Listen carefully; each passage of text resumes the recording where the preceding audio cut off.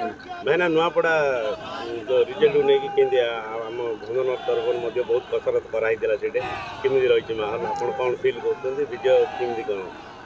ନୂଆପଡ଼ା ନିର୍ବାଚନରେ 22 ଦିନର ଅନୁଭୂତି 22 ଦିନ ଯାକ ନୂଆ ନୂଆ ଅନୁଭୂତି।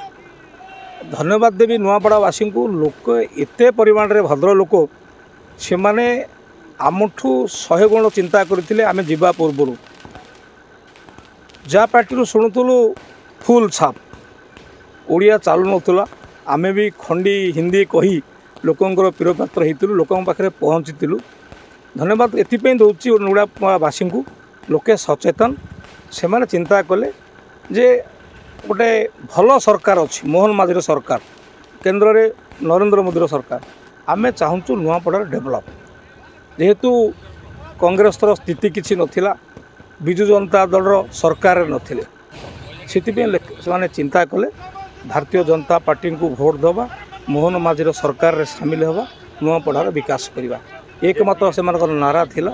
ଆଉ ଭୋଟ୍ ଏକତରଫା ହେବ ବୋଲି ନିର୍ବାଚନ ପୂର୍ବରୁ ଆମଠୁ ବିରୋଧୀ ଦଳ ଆଗେ ଜାଣିଥିଲେ, ସେ କଂଗ୍ରେସ ହେଉ କି ବିଜେଡ଼ି ହେଉ। ସେଥିପାଇଁ ଗୋଟେ ମିଛ ରୋମେର କଲେ ଯେ ଯେଉଁଠି ଆଙ୍ଗୁଠି ମାରିବ ଫୁଲ ଚିହ୍ନକୁ ଆସିବ। ଆଜ୍ଞା ଏ କଥାଟା ଯଦି ହେଉଥାନ୍ତା ଏ ବିଜେଡ଼ି ବାଲା କଂଗ୍ରେସ ବାଲା ଘରୁ ଆଉ କେବେ ବାହାରନ୍ତନି। ଆମେ ସେ ବିଦ୍ୟାଟା ଜାଣିଥାନ୍ତୁ ଯଦି ଜାଣିଥାନ୍ତୁ ହେଲେ। ତେଣୁ ଯେତେବେଳେ ହାରନ୍ତି ମଣିଷ ପରକୁ ଦୋଷ ଦିଅନ୍ତି। ଯେହେତୁ ବିଜେଡ଼ି ସରକାର ଯେତେବେଳେ ଥିଲା, କଲେକ୍ଟର ଏସ୍ପି ତାଙ୍କର ସରପଞ୍ଚ ନେଇ ୱାର୍ଡ଼ ମେମ୍ବରଟାକୁ ଦେଖିଲେ ନମସ୍କାର କରୁଥିଲେ।